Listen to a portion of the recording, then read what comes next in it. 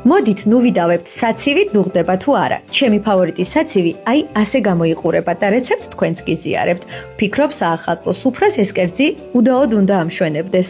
ამჯერად მოვამზადე ეკო ბოსტნის სოფლის დედლით, რომელიც სრულიად გაწკრიალებული ჩამოვიდა ჩემამდე.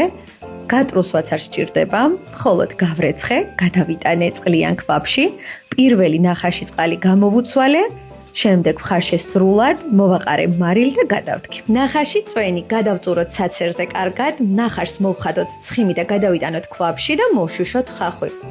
გავატაროთ ნიგოზი, წვრილ თავაკზე ორჯერ, რა თქმა უნდა ნიორთან ერთად.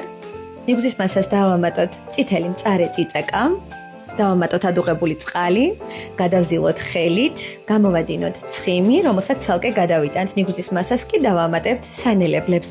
შემდეგ ნახაშ წვენს ცოტაოდენს, კარგად გადაურევთ და გადავიტანთ ქვაბში ხახვთან ერთად.